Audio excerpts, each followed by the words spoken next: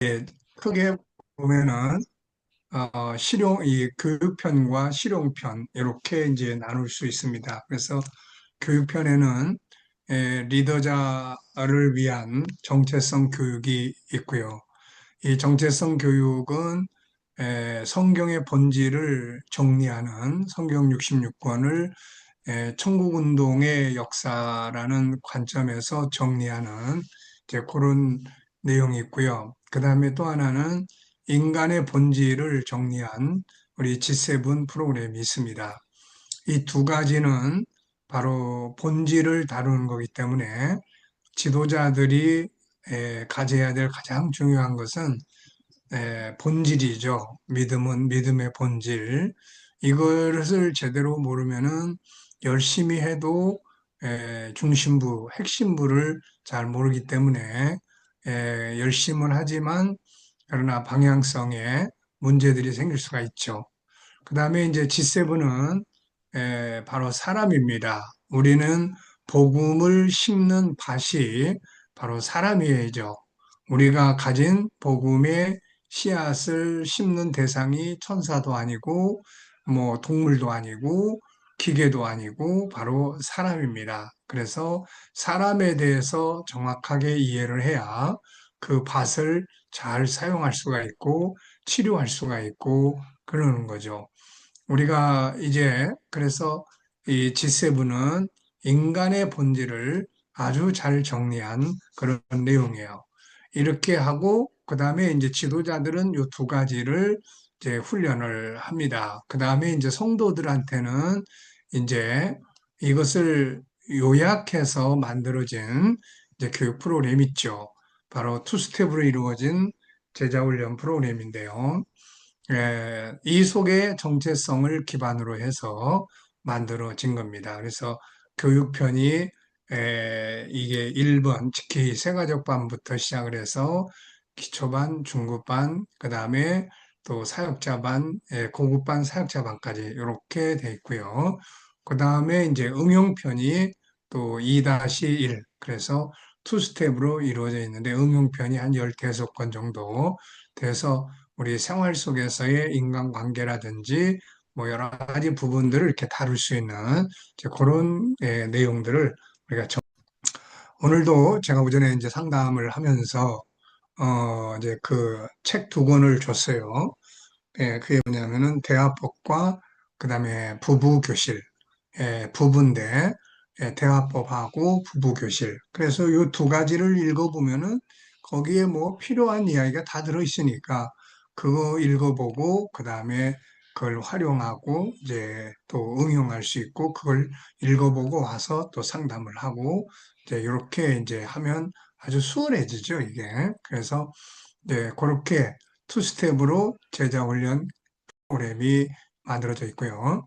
네, 이렇게 해서 교육 과정이 끝나고 현장 실용 프로그램이 세 개가 있습니다. 하나는 개인의 영성을 유지하기 위한 또 주님과 소통하고 현장에 자기의 삶의 변화와 발전을 만들어 갈 수 있는 바로 이 GTS 묵상 프로그램이 있습니다. 묵상. 여기서 핵심은 572의 구조입니다. 그냥 묵상하는 게 아니라 이 572를 훈련을 하는 거예요. 이걸 통해서 생각의 능력을 키우고 또 영감을 얻고 삶의 변화와 발전을 만들어 가게 해주는 거죠. 아이들은 학습 능력과 또 재능 개발을 돕는 프로그램입니다. 그리고 이제 개인 묵상과 다르게 교회 학교에서 사용을 하는 프로그램으로는 GTS 하브르타 교회 학교 프로그램이 있어요. 여기에는 네 가지 구성으로 이루어져 있는데요. 하나는 이제 묵상, 그 다음에 하나는 교육, 그 다음에 하나는 이제 상담입니다. 어린이 상담, 그 다음에 아이들 뭐 적성 검사, 그 다음에 아이들 진로, 뭐 애들은 어른과 다르게 삶을 아직 현장에서 살아가고 있지 않고 미래적으로 발전을 해야 되는 아이들이기 때문에 아이들을 다루는 분들은 아이들을 그냥 신앙교육만 시키는 것으로 그치지 말고 아이들의 재능을 개발하고 진로를 상담하고 또 어려서부터 성품에 대한 교육을 강화시켜주고 그리고 어려서부터 아이들이 뭔가 사회에 나갈 수 있는 사람으로 이렇게 훈련해 나가는 거 이것이 아주 중요한 거죠. 에, 이제 교육이라는 말 자체가 교육이라는 말, 우리가 교육이라는 말을 많이 쓰는데요. 교육이라는 말 자체가 바로 사회생활을 하기 위해서 필요한 학문과 기술, 인성과 그 다음에 체력을 훈련하는 것을 목적으로 한다. 이렇게 규정을 하고 있어요. 사전에서. 그렇기 때문에 우리 아이들이 사회에 나가서 예수님 말씀하신 것처럼 소금, 빛, 이것은 능력을 발휘하는 사람을 말합니다. 한쪽은 우리가 발휘해야 될 능력이 두 개예요. 하나는 업무적인 능력이고 하나는 신뢰성의 능력이에요. 그래서 이것을 예수님은 하나는 소금, 하나는 빛, 이렇게 표현을 하신 겁니다. 창세기 1장을 우리가 연구해 보면은 하나님께서 천지와 만물을 창조하실 때에 이 두 가지가 잘 응용이 된 거예요. 그래서 아름다운 세상이 된 겁니다. 하나는 창조의 능력을 발휘한 거고 또 하나는 그 창조하신 것들의 거룩성이 담겨져 있는 거예요. 이 두 가지가 빠짐이 없게 만들었고 이 두 가지가 모든 만물이 능력을 가진 모든 만물 속에는 신성이 들어있다고 이야기를 해요. 바울은 로마서 1장에서 모든 만물 속에 하나님의 신성이 들어있는데 이 신성이라는 것은 만물 속에는 능력이 들어있다는 거예요. 사람을 살릴 수 있는. 그래서 우리가 식물 하나도 연구해서 그 식물 속에 있는 능력을 가지고 사람을 치료하고 고치고 그러지 않습니까? 또 뭐 어떤 우주의 원리를 찾아가지고 뭐 비행기가 나르고 이런 걸 하는 거예요. 그리고 또 하나는 이제 그 일 하시는 게 거룩한 거죠. 거룩한 거예요. 거짓이 없는 진실하고. 그래서 아름다움이 있는 거예요. 자, 그래서 이 두 가지의 능력을 아이들이 안에 다 가지고 세상에 옵니다. 그런데 아이들이 이것을 제대로 개발해내지 못해서 안타깝게도 사회에 나가서 소금이 아니라 업무적 능력을 발휘할 수 있는 게 아니라 무기력한 존재들로 전락해서 사회생활을 제대로 하지 못하는 경우도 많고 그러니까 교회는 열심히 다니는데 사회생활을 제대로 못하는 경우가 많고 그 다음에 또 하나는 사회에 나가도 이게 그냥 세상의 문화를 따라서 살아가는 거지 거룩성을 제대로 유지하지 못하는 거예요. 그래서 이런 것들이 신뢰성을 갖지 못하게 만드는 겁니다. 자, 그래서 이런 것들을 아이들에게는 상담과 훈련을 통해서 개발해주고 발전시켜줘야 돼요. 언어의 훈련, 그 다음에 성격의, 성품의 훈련, 이런 것들이 다 아이들한테는 필요한 부분이에요. 왜냐하면 애들은 커가는 나무와 같기 때문에 그 나무를 어떤 방향으로 어떤 모습으로 키우고 성장시켜 갈 것인가는 나무를 키우는 사람들에게 달려 있는 거예요. 그 나무를 네가 알아서 심어놨으니까 제대로 커라 그러면은 이게 제대로 크는 게 아니라 삐뚤어지고 병들고 다시 원생으로 돌아가 버리고 이렇게 되는 거죠. 그래서 이런 부분들을 이제 바르게 진단하고 검사하고 활용할 수 있는 가장 밑에 원전은 G7이에요. 왜냐하면 G7을 알아야 아이들이 어떤 존재로 만들어졌는지 내면을 알 수가 있기 때문에 그러면 이제 그거를 바탕으로 해서 상담을 하고 구분을 하고 또 재능을 키워주고 이제 이렇게 해서 사회에 성장해서 나갈 수 있는 이제 사회에 가서 리더십을 발휘해야 이게 복음 운동을 할 수가 있는 거거든요, 이게. 아무리 은혜를 받았다고 그래서 얘네들이 사회에 가서 리더십을 발휘할 수 있느냐. 그거는 교회에서는 리더십을 발휘할지 몰라도 사회에 나가면 리더십을 발휘를 못해요, 이게. 그래서 이런 사회에 나가서 소금의 역할, 빛의 역할을 할 수 있도록 키워가는 것이 교회 학교가 해야 될 일이고 부모가 자녀에 대한 내용이죠. 그래서 이 하브르타 교회 학교에서는 묵상, 그 다음에 교육, 그 다음에 상담, 그 다음에 이제 부모 교실이에요. 왜냐하면 부모가 같이 협력을 해줘야 되기 때문에 그렇습니다. 그래서 이런 것들을 우리가 바르게 알고 교육하는 게 중요해요. 이제 1월 말에 이제 딴 나라에서 부모님들이 제주도에 아이들을 데리고 돈을 들여서 아이들을 교육하기 위해서 이제 왔어요. 그래서 아이들 교육과 함께 그렇다면 부모들도 교육을 해야 된다. 그래서 그분들에게 부모 교실에 책을 보내서 번역을 해서 그 부모들의 부모 교실을 공부를 하도록 지금 그렇게 진행을 하고 있습니다. 그러니까는 이런 게 이제 같이 어우러져야 사람을 키우는 거예요. 이게 사람을 키우는 겁니다. 자, 그리고 이제 세 번째가 뭐냐면은 바로 이제 가정 클리닉이죠. 가정 클리닉은 복음 운동의 한 바퀴예요. 복음 운동이 하나는 복음을 가르치고 전하는 운동이고 하나는 복음을 살아가게 하는 훈련이에요. 치료하고 또 그런 문화를 살게 만들어주는 복음은 잘 알고 구원은 받고 천국을 잘 아는데 문화는 세상 문화를 그대로 살아가고 있으면은 거기서 수많은 문제가 생겨요. 아브라함 같은 사람도 하나님과의 깊은 관계를 가졌지만 그의 삶의 내면에 들어가 보면은 당시 인본주의의 문화가 그 가정 속에도 많이 공존했어요. 사라가 하가를 취하게 한다든지 아브라함이 다양한 또 여러 아내를 거느린다든지 이런 건 전부 다 다처주의는 천국 신본주의의 문화가 아니에요. 이거는 창세기 1장 2장에서 하나님께서 일남일녀의 가정의 원칙을 딱 주셨기 때문에 그 이상 창세기 4장에서 람에게 그런 어떤 다처주의가 그대로 나타나는 거예요. 야곱의 다처주의가 결국은 요셉을 애고로 팔아먹게 만들었고 자녀들 간에 갈등이 일어나게 만들었고 다윗의 그런 어떤 다처주의 사상이 결국 다윗의 후반부에 그런 수많은 자식들 간의 갈등과 반역을 일으키게 만든 거예요. 그러니까는 우리가 뭐 아브라함이라고 그래서 무조건 다 모든 게 다 완벽했다 이게 아니고 아브라함이 가진 훌륭한 점은 하나님과의 관계에서는 대단히 훌륭한 점을 가졌어요. 그러나 그의 삶의 현장을 분석을 해봤을 때는 인본주의적인 것들이 남아있는 게 굉장히 많았다는 거예요, 이게. 그러니까 이스라엘 백성들이 애굽에서 나와가지고 하나님과의 관계를 가지고 살았지만은 결국 망한 이유가 뭐예요? 바로 가나안에 퍼져 있는 인본주의 이 문화에 젖어들면서 결국은 타락하게 되고 멸망하게 되고 이렇게 된 거거든요, 이게.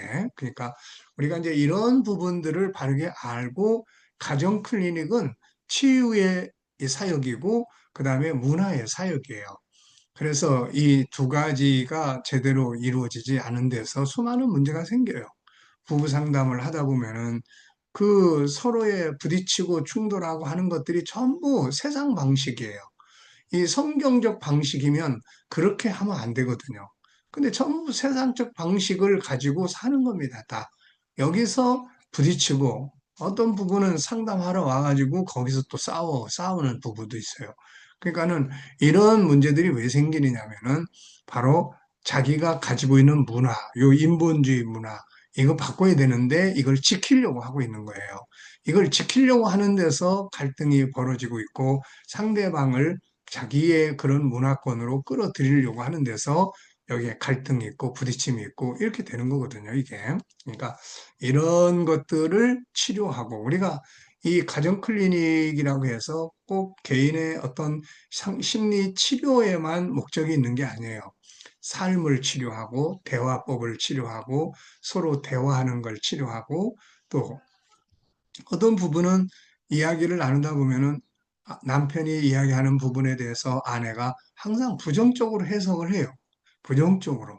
사실은 그걸 격려해주고 칭찬해주고 이래야 되는데 부정적으로 해석을 하는 데서 이제 남편이 말을 안 하기 시작하고 아내는 또 왜 말을 안 하느냐고 이렇게 또 하기 시작하고 이러면서 다툼이 일어나는 거예요. 그러니까 그런 것은 각자가 살아온 삶의 문화거든요. 그건 인정하고 존중하고 차츰차츰 서로 조화를 이루어가야 되는 문화지 그런 거를 왜 당신은 그런 식으로 하느냐고 하는 이렇게 몰아붙일 것이 전혀 아니라는 거죠, 이게.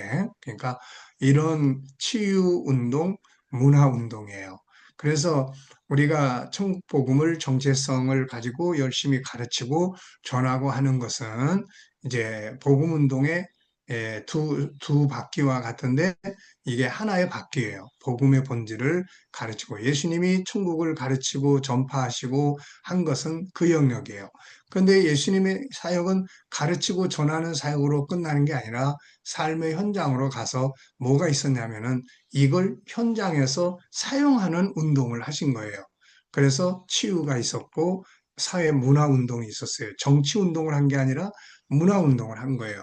버림받은 사람들에게 찾아가셨고, 그리고 인간의 가치를 높여주셨고, 사랑의 질서를 회복시켜 주셨고, 부정적인 사회 현실들 앞에서 항상 긍정적인 마인드를 갖게 하셨고, 이런 속에서 예수님이 가시는 곳마다 빛이 그 마을에 들어오게 된 거예요. 인간의 문화는 어두움을 만드는 거고, 복음의 문화는 빛을 만드는 거예요. 그러니까 이 가정 클리닉은 바로 그런 역할을 하고 있는 겁니다. 제가 이걸 하다 보니까는 단순한 이게 심리 치료에 그치는 것이 아니에요.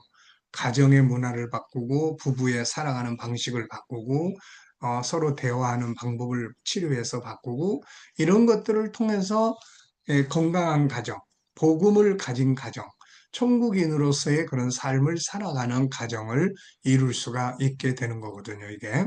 그래서 KDM의 프로그램은 바로 이렇게 크게 다섯 가지인데 두 파트로 나눌 수 있다. 하나는 교육 프로그램, 하나는 실용 프로그램. 실용 프로그램 속에 이렇게 세 파트가 있다는 것을 기억하시고 그렇게 활용을 하시면 되겠습니다. 자, 지금 우리가 가정 클리닉에 대한 GTS에 대해서는 이제 여러분들이 잘 하시고 계시는 분들이 계시고 또 뭐 안 하시는 분들은 또 뭐 안 하시는 대로 그러고 계시고 또 잘 하시는 분들은 이제 어느 정도 이론적으로나 내용적으로나 이걸 잘 활용하시니까 네, 이 부분은 지나가고 그리고 이제 가정 클리닉에 대한 내용을 지금 정리하고 있어요. 가정 클리닉은 크게 다섯 가지 영역으로 다룹니다. 우리가 병원에 가면 뭐 내과, 외과, 또 피부과 뭐 이런 것들로 구별하듯이 가정 클리닉도 다섯 개의 클리닉 영역으로 구분해서 해요. 첫째는 개인 심리 치료예요. 두 번째는 부부 갈등 관계. 그 다음에 세 번째는 부모 자식의 관계. 그 다음에 네 번째는 청소년, 어린이 청소년. 오늘도 어떤 엄마가 한 아이를 데리고 왔는데 이 아이가 이렇게 초등학생인데 이렇게 ADHD 같은 그런 현상이 있어서 또 아이가 우울증도 있는 것 같고 그래서 상담을 하러 왔어요. 오늘은 이제 그 이제 내용만 전달을 받고 아이도 와서 분위기만 보고 갔고 다음부터 이제 구체적 상담을 시작을 하게 돼요. 근데 요즘에는 이 후천적으로 ADHD가 많이 만들어져요. 이게 ADHD라는 것은 두 가지의 단어가 합성된 이게 내용이에요. 하나는 집중력이 결여된 상태예요. 집중력이 결여돼 있고 여기에 플러스 행동, 과잉 행동 장애예요. 그러니까는 집중력 사람은 이제 모든 이 관계 속에서 쉽게 말해서 창세기 1장 27절로 28절을 보면은 이제 원본이 그렇게 돼 있어요. 인간은 보편적 관계 속에서 살게 돼 있어요. 보편적 관계라는 것은 네 가지의 관계를 보편적으로 잘 갖는 걸 말해요. 하나님과의 관계, 그 다음에 나 자신과의 관계, 그 다음에 생육번성, 가족과의 관계, 이웃과의 관계, 그 다음에 네 번째는 하늘과 땅과 바다 만물을 다스리는 사회적 관계예요. 그래서 요 네 가지의 관계를 보편적으로 잘 가지고 그 관계의 질서는 사랑의 질서예요. 하나님도 사랑하고, 나를 사랑하고 존중하고, 다른 사람을 사랑하고 존중하고, 그 다음에 이제 만물을 사랑하고 존중하고, 이 속에서 아름다운 열매를 맺어서 살아갈 수 있도록 인간은 그렇게 만들어진 겁니다. 그런데 타락한 이후에 에, 이, 이 집중력, 보편적 집중력에서 많이 결여가 되기 시작을 했어요. 사람들이.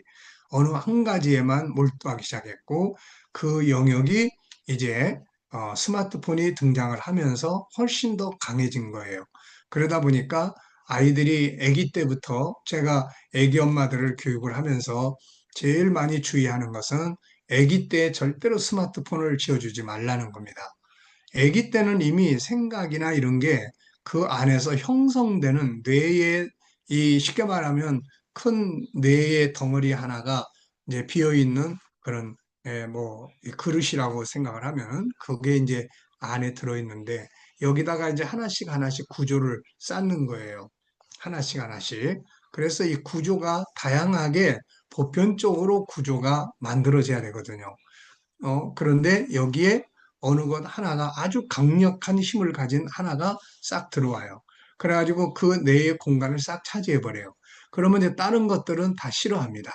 다른 것들은 다시 가까이 하려고 하지 않아요. 그 뇌가 이제는 그렇게 다른 것들에 의해서는 집중이 안 되는 집중력 결여 상태가 만들어지는 거예요. 그리고 이제 지가 그 뇌 안에서 가장 강력하게 자리 잡고 있는 그거 하나에만 몰두를 합니다. 그거에는 막 온 에너지가 다 집중이 돼요.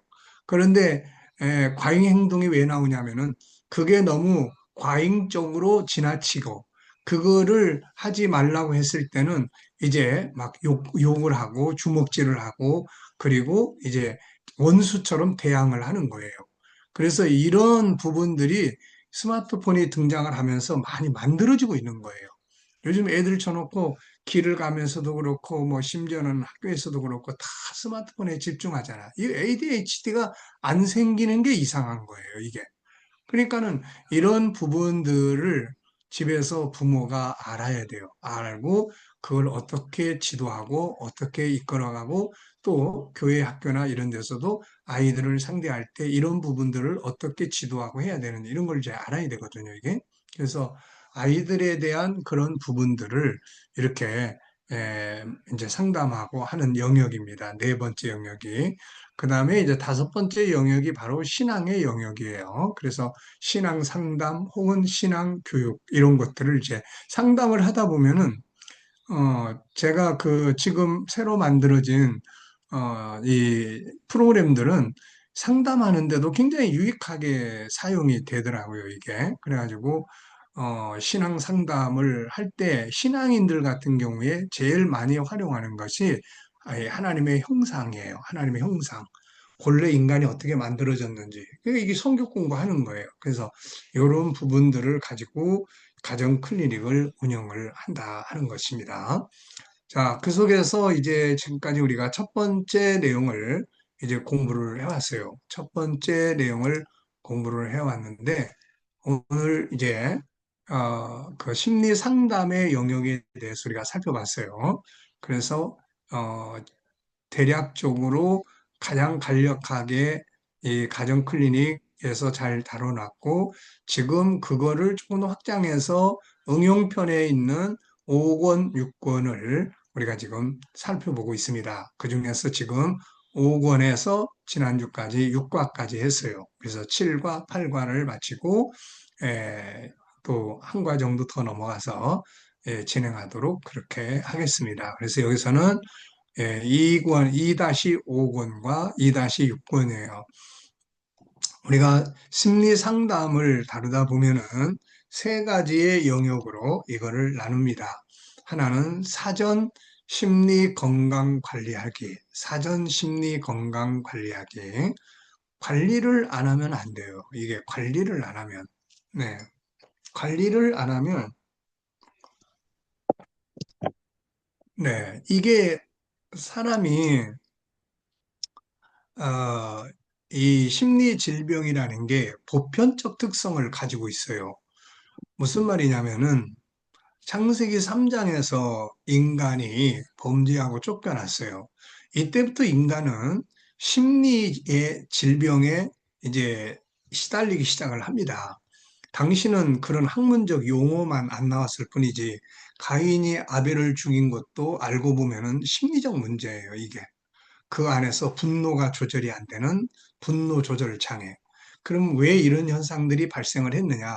우리가 종교적인 신앙적인 면에서만 보니까 아벨의 제사는 하나님이 안 받았고 받았고 가인의 제사는 안 받았다. 피가 없기 때문에 이렇게 정의를 내리지만 심리학적으로 보면은 가인이 이 상황 앞에서 왜 동생을 죽였냐는 거예요. 이게 왜? 신앙적인 면에서 보면은 창세기 3장 15절에 적그리스도의 후손과 여자의 후손의 싸움이에요. 영적인 후손이지만 현실적으로 심리적인 부분에서 보면은 가인의 그 안에 작동하는 열등감이에요. 이 열등감. 형제와의 비교의식. 이게 오늘날의 사람들이 심리 질병을 앓는 가장 큰 요소 중에 하나예요. 그래서 그 속에서 가인의 자존감이 낮아졌고, 그리고 그 자존감이 낮아지면서 아벨에 대한 분노의 감정이 형성이 되는 거예요.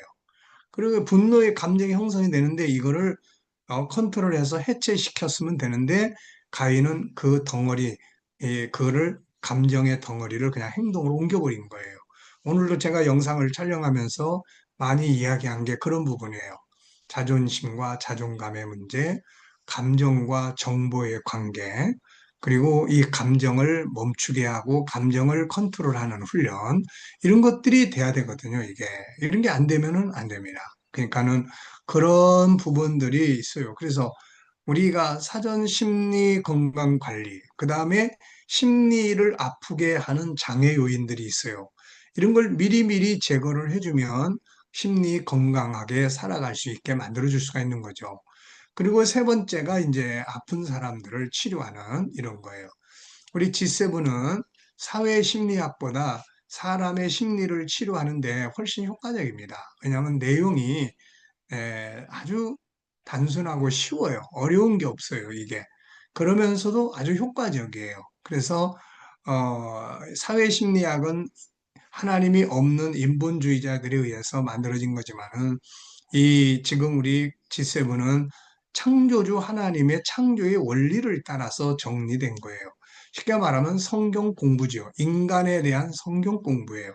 그래서 인간에 대한 성경을 바르게 알다 보니까 사람을 다루는데 굉장히 효과적이라는 겁니다, 이게. 그래서 이런 부분들, 그러니까 보통 오늘도 이제 상담한 분 중에 한 분은 이제 뭐 예를 들면은 다른 사람이 이제 다른 사람한테 자기가 이제 어떤 잘못된 거나 이런 걸 보면은 너무 빨리 흥분해서 다른 사람의 문제를 지적하고 버럭 화를 내고 또 다른 사람이 어떤 안 좋은 말을 하면 내가 하루 종일 그 말에 내가 이렇게 말이 내 안에 들어와 가지고 그것 때문에 힘들어하고 그것 때문에 이제 이렇게 어렵고 그렇다. 그래서 막 좋을 때는 그런 흥분적인 부분이 너무 강하게 나오기도 하고 그런다. 그래서 병원에 가서 이제 정신과 진찰을 받았는데 병원에서는 조울증이라고 진단을 내렸어요. 그러니까 너무 좋을 때는 그냥 많이 흥분하고 그게 금방 가서 딱 꺼져가지고 그냥 너무 침울해하고 이런 것들이 계속 반복되는 현상이거든요. 그래서 이제 그런 고민을 안고 왔어요. 그래서 저는 항상 그게 본인 애기 엄마만의 문제가 아니고 그거는 모든 사람의 문제다. 지금 애기 엄마가 이야기하는 딴 사람이 나한테 뭔가 이렇게 딴 사람의 잘못을 보면은 그걸 지적할 수 있고 또 그걸 말해줄 수 있고 할 수 있고 또 딴 사람이 한 말이 내 속에 들어와 가지고 그러면 나도 어떤 때는 밤잠 못 자고 그냥 그것 때문에 고민하고 그런다. 다만 그러니까 애기 엄마만이 가지고 있는 특별한 특정한 병이라고 생각하면 이건 안 된다. 모든 사람이 다 가지고 있는 내면의 상태인데 다만 차이점은 어디서 나타나느냐. 그걸 인지하고 아, 이건 좀 문제가 있다. 인지하고 다음에는 익숙함의 훈련이다. 훈련을 통해서 익숙함이 만들어지면 얼마든지 그런 고민들, 그런 감정들을 해소시킬 수가 있는 거다. 그러니까 이 훈련, 이것을 이제 해 나가면은 이제 훨씬 더 이런 부분에서 좋아질 거다. 근데 이걸 안 해. 이걸 안 하면은 계속해서 그 생각에 머무르게 되기 때문에 그 생각이 또 생각을 낳고 생각이 또 생각을 만들고 이래서 자꾸 확장이 되게 되는 거다. 그래서 이제 무엇을 어떻게 해야 될 건지를 찾아서 앞으로 나가면 얼마든지 다 괜찮아질 수가 있게 되는 거거든요, 그게. 자, 그래서 이제 사람의 심리에 대해서 심리 질병의 원인이 뭐냐? 심리질병의 원인은 바로 5-14. 하나님이 창세기 1장 27절, 28절에서 너희들은 이렇게 살아라 했는데 그렇게 살 때는 에덴 동산에서는 그렇게 살았단 말이에요. 그래서 행복하고 이사야 51장 3절에 보면 에덴에서의 그들의 삶에 대해서 설명을 쭉 하고 있어요. 기뻐함과 즐거움과 감사와 창화가 넘쳤다. 그 행복했다는 말이에요. 그러니까는 그때는 5-14 하나님을 닮은 성품들을 살았단 말이에요. 그거를. 그러니까 행복한 거예요. 행복의 요소가 기쁘고 즐겁고 감사하고 만족스럽고 이런 거란 말이죠, 이게. 근데 인간이 이제 범죄하고 나서 에덴에 쫓겨나면서부터 5-14를 살아갈 수 없는 방해 요인들이 생겼다는 거죠. 그게 죄고 죄성을 가진 사람들이고 어려운 눈앞에 펼쳐지는 환경들이고 이런 거예요. 그래서 이제 이 5-14를 살아가지 못함으로써 속이 상하게 되고 감정이 병들게 되고 이런 현상들이 커지면서 나중에 현실에 적응을 못하는 상태가 되고 그 다음에는 과대망상, 인간은 생각이라는 것을 가지고 있어요. 이 생각은 잘 관리를 하면 이게 아주 보물덩어리고 잘못 관리를 하거나 그런 심리적 병에 노출되도록 그냥 내버려 두면 이 생각은 한없이 생각의 우주처럼 현재 없는 것들을 창조해냅니다. 이게 생각이라는 것은 창조하는 능력이에요. 그래서 좋은 쪽으로 생각을 하면 좋은 쪽으로 계속 창의력이 만들어지는 거고, 안 좋은 쪽으로 생각을 하면 안 좋은 쪽으로 생각이 계속 창조가 돼요. 그래가지고 현실이 아닌 것들을 현실처럼 생각을 하기 시작을 합니다. 이게 이제 과대망상이니 뭐 이런 현상들이 나타나는 거예요. 그러고 보면 나중에 이제 막 현실이 아닌 그런 속에서의 어떤 음성이 들려오는 거, 그게 다 생각 속에서 일어나는 작용들이에요, 이게. 그러니까는 생각을 잠언 4장 23절에 있는 것처럼 무릇 생각을 다스리라고 하신 말씀. 우리가 다스릴 것이 바로 생각이다. 지켜야 할 게 생각이다. 생명이 여기서 난다. 그러니까 생각을 관리하고 다스리지 않으면은 안 된다는 겁니다, 이게. 그래서 그런 부분들이 있는 거예요. 그러니까 우리가 5-14를 일단 정확하게 알아야 돼요. 일단 인간의 내면의 세계가 이렇게 구성이 돼 있다라는 걸 알아야 됩니다. 그래야만 그것에 문제가 생겨서 아파할 때 그 부분을 치유할 수가 있게 되는 거예요. 그래서 이런 것들을 조금 더 이제 세분화, 전문화 이렇게 해서 하게 되면은 뭐 유일성의 그분의 이야기를 쭉 들어보고 하다 보니까 유일성의 존귀함의 영역이 망가졌구나. 유일성에서 이 다양성의 영역이 제대로 효과를 발휘하지 못하고 있구나. 이 사람은 재능의 영역이 제대로 개발이 안 돼서 생기는 문제다.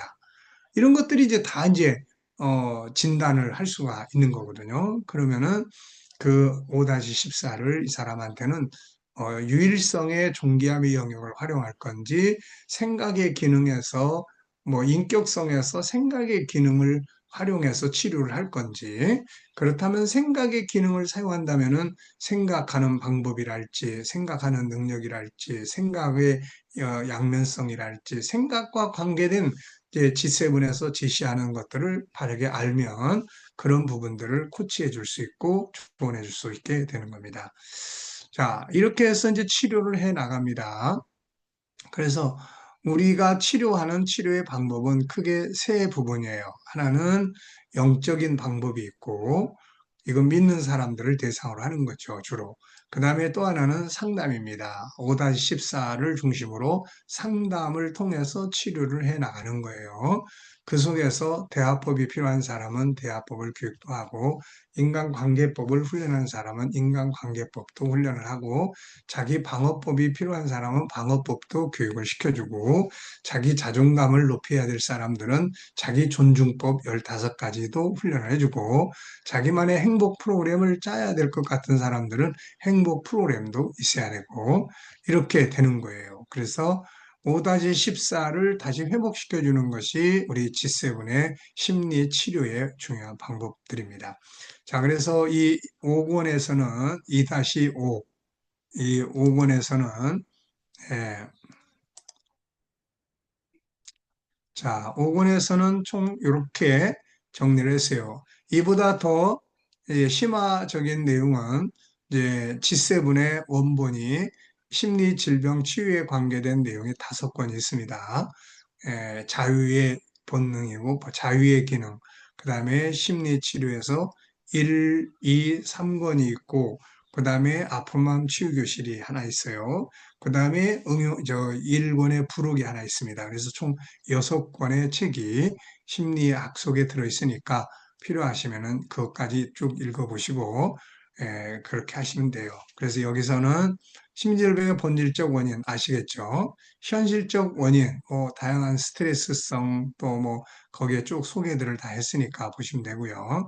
예방의 중요성, 그래서 건강한 영적 생활, 그 다음에 건강한 자아 관리에 힘써라 하는 이런 것들이에요. 그 다음에 염려와 고민을 제거하고 이런 거. 그래서 염려와 고민을 제거. 이 염려와 고민이 이게 결국 불면증을 가져오고 이게 결국은 뭐 여러 가지 그런 우울함에 갇히게 만들거나 또 뭐 이제 딴 사람 때문에 문제가 생겨서 고민을 하고 있으면 분노도 일어날 수 있고 여러 가지 다양한 생각들이 생기는 거예요. 그래서 요 해결하는 염려와 고민 제거법 15가지를 소개를 했으니까 그런 정도는 우리가 꼭 잘 기억하셔서 활용을 하시면 아주 많이 도움이 됩니다. 자, 그 다음에는 정보와 감정의 관계예요. 저녁 시간에는 요 2개를 정리를 해 보겠습니다. 자, 그러면은 7장. 자, 우리가 이 심리 치료를 하는 데 있어서 아주 중요한 것이 바로 이 정보와 감정의 관계라는 것을 우리가 이해를 하는 겁니다. 네. 이 감정이라는 것은 내가 아니에요. 내 속에서 한 영역에서 일어나는 하나의 현상입니다. 그래서 감정을 내가 따라가는 것은 하나의 영역이 끌고 가는 일에 나라고 하는 덩어리가 쫓아가는 걸 말하는 거예요. 그래서 우리가 내 감정을 다스려서 올바르게 정리를 한 다음에 행동을 하게 하는 이 본부가 있어야 돼요. 그게 바로 나 자신이에요.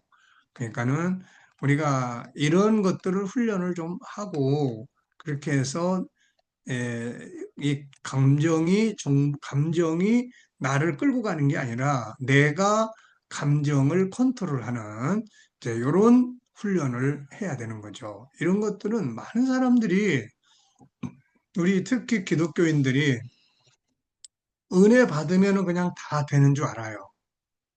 근데 한번 물어볼게요. 은혜 받으면 영어를 공부 안 하는데 영어가 되나요? 은혜 받으면은 물론 뭐 초대교회 때는 하나님이 그렇게 사용하신 경우도 있지만 영어를 공부 안 하는데 영어로 말을 해. 기도만 열심히 했더니 그 다음날 집에 가니까 갑자기 영어가 막 나와. 이게 가능은 하겠죠. 하나님이 뭐 못하실 일이 있겠어요. 근데 이게 심리 치료도 마찬가지예요. 사람들은 기도만 하면은 다 되는 줄 알아요. 근데 만약에 기도만 해서 다 되면 성경에 아마 이렇게 써 있을 거예요. 창세기 1장 1절에도 기도 열심히 해라. 그 다음 2절을 읽어봤더니까 밤새도록 기도해라. 3절을 읽어보니까 40일 동안 철야 기도해라. 그 다음 9절 보니까 40일 동안 금식 기도해라. 그리고 더 이상 기도에 대해 할 말이 없으니까 성경 끝낸다. 쉬지 말고 기도해라. 아마 이렇게 하고 성경이 끝나버렸을 거예요. 근데 성경 속에는 기도하라는 말만 있는 게 아니라 행동하라는 많은 이야기가 있어요. 행동하라는. 서로 사랑해라. 이게 기도로만 됩니까, 이거? 예. 섬겨라. 존경하라. 더러운 말은 입 밖에 쓰지 말고 상대방의 마음을, 감동을 주는 말을 해라. 이런 말들이 이게 기도만 해서 되냔 말이에요, 이게. 이게 교육입니다. 이건 교육이에요. 인간은 창세기 3장 이후부터는 교육을 받아야 될 존재예요. 그래서 사람이 있는 곳에는 항상 교육이 만들어졌어요. 학교가 만들어졌고, 비싼 학교에 보내려고 했고, 이 교육이 없이는 안 된다는 겁니다. 시편 49편 20절에도 바로 그런 부분들이에요. 어, 종기함에 처하지만 깨닫지 못하는 자는, 깨달음이라는 것은 하나는 성령의 감동에서 올 수 있고 또 하나는 교육을 통해서 알아가는 상태를 말하는 거예요. 그래서 우리가 이 믿음으로 살지만 그러나 이 필요한 교육들을 다 공부를 해야 돼요. 그래서 이 공부를 해야만 올바른 교육이니 뭐니 다 이루어질 수 있는 거예요. 자, 그래서 여기선 정보와 감정의 관계예요. 감정이라는 것을 자기 전체라고 생각하면 안 됩니다. 자, 모든 지킬 만한 것 중에 더욱 내 마음을 지켜라.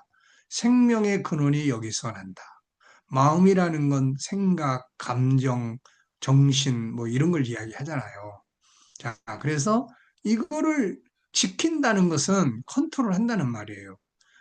감정이 탁, 이게 감정이라는 게 마치 뭐와 같으냐면은 오늘 제가 이제 이걸 영상을 찍어서 다음 주간에 다 내보내도록 그렇게 했기 때문에 다음 주간에 이거 좀 들어보면은 더 자세하게 알 수 있을 거예요. 예, 그래서 그 옛날에 요즘에도 그런 게 있는데 요즘엔 잘 보기 어려운데 솜사탕 만드는 거 있잖아요. 솜사탕. 예, 조 목사님 솜사탕 드셔보셨어요? 예, 예, 그 어떻게 만드는지 알아요? 월 회전시키다가 통통통통. 예, 뭐 안에 그게 계속 회전이 되잖아요. 회전이 되는데 거기에 뭘 넣습니까? 설탕을 자꾸 부어요, 이렇게. 설탕 부으면은 기계 돌아가면서 그거를 이제 솜사탕으로, 소음으로 만들어내는 거예요. 이게 정보와 감정의 이 형태입니다, 이게. 그러니까 이 정보는 설탕을 넣는 것과 같은 거예요. 계속 넣어주니까 이 감정이라는 그 구름 과자가, 구름 사탕이 이게 이제 만들어지는 거예요. 그러면 이 구름 과자는 어떻게 됩니까? 그대로 잘 보존돼요? 그거 이제 안 먹고 그냥 아낀다고 가지고 있으면은 금방 다 녹아버려요, 그거 다. 똑같은 거예요. 감정은 영원한 게 절대 아닙니다. 그래서 사람들이 예배 시간에 성령의 감동을 통해서 그들의 감정이 움직이는 거예요. 그러면 그 감정이 어, 은혜의 감동으로 이제 나타나기도 하고 그게 감정이 어, 감사를 느끼기도 하고 흥분하기도 하고 감정이 감동을 얻기도 하고 이렇게 되는 거예요.